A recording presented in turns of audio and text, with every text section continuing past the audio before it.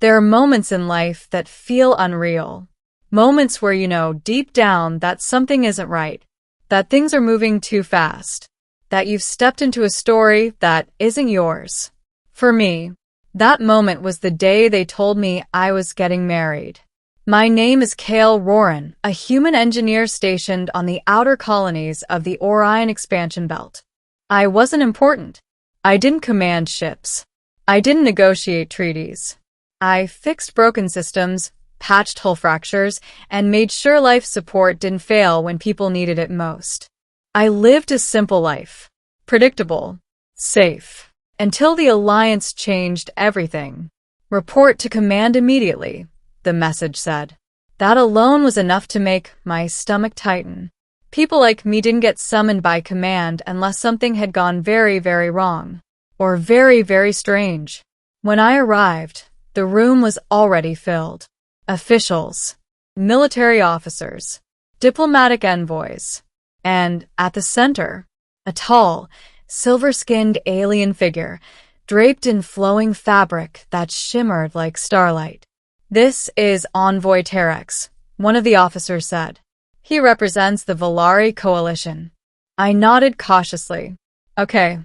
You've been selected, the officer continued. For what? A pause.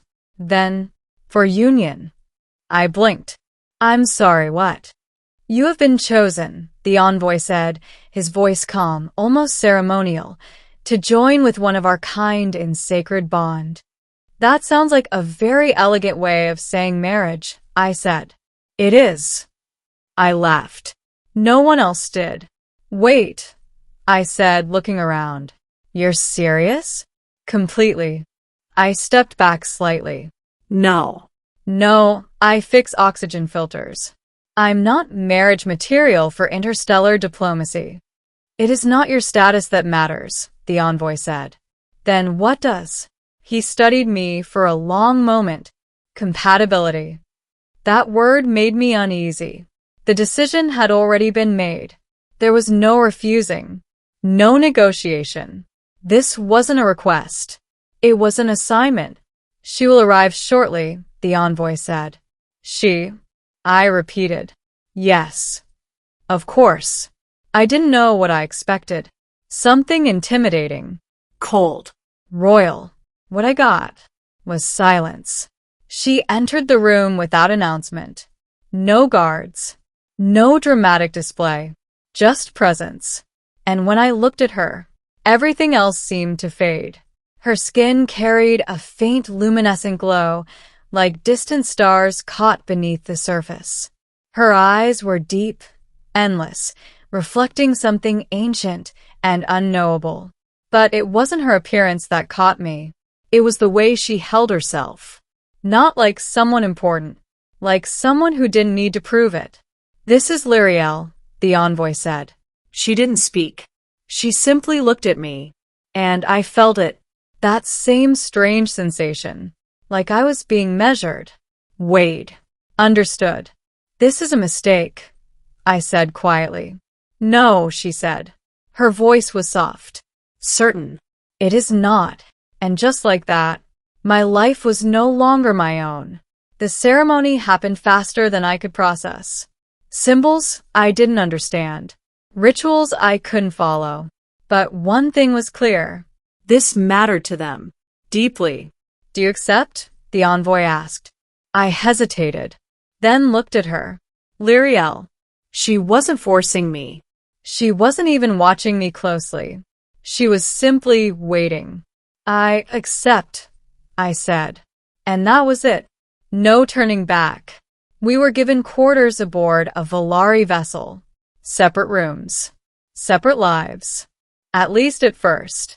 You don't talk much, I said one evening. She stood near the observation window, staring out at the stars. I speak when necessary, she replied. Is this not necessary?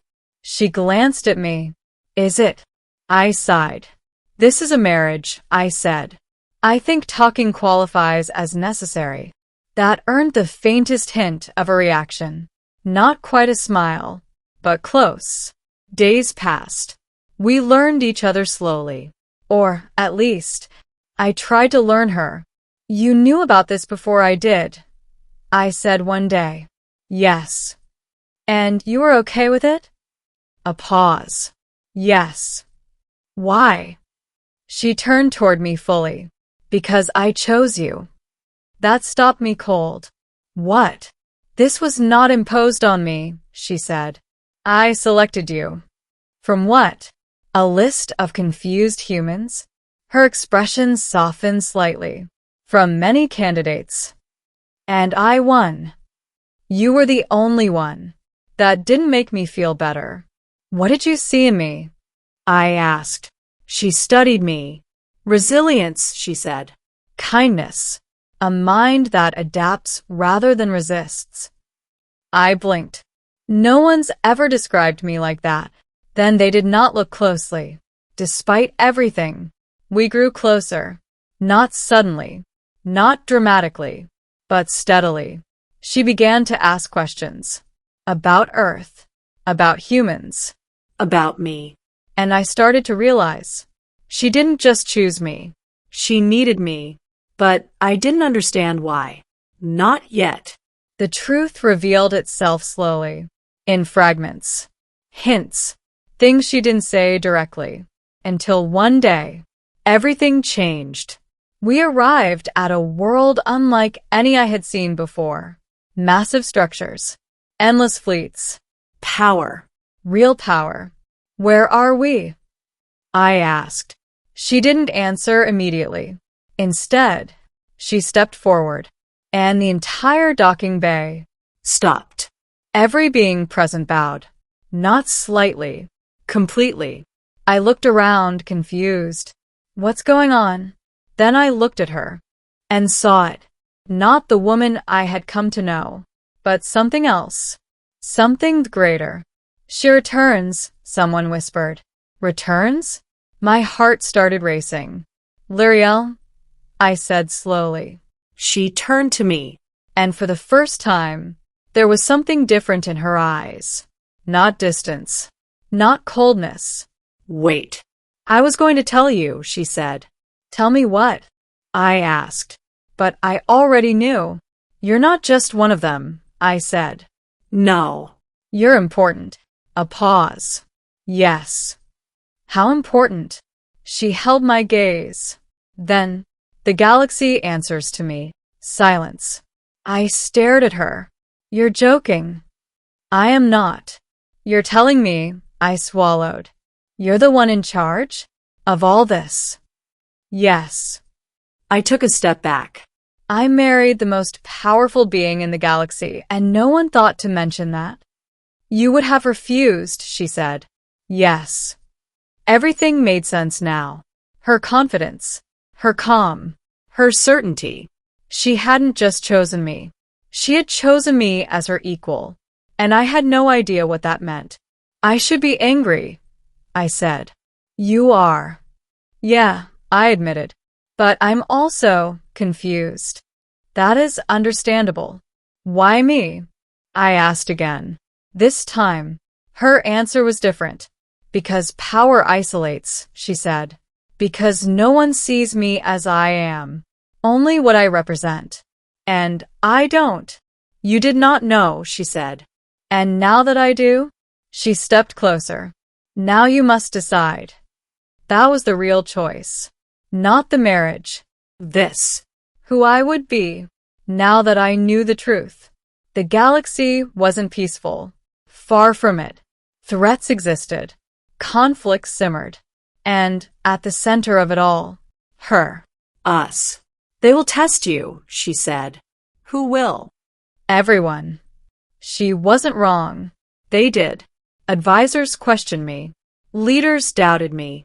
Enemies targeted me. You are unworthy, one of them said openly. Probably, I replied. But I'm here anyway.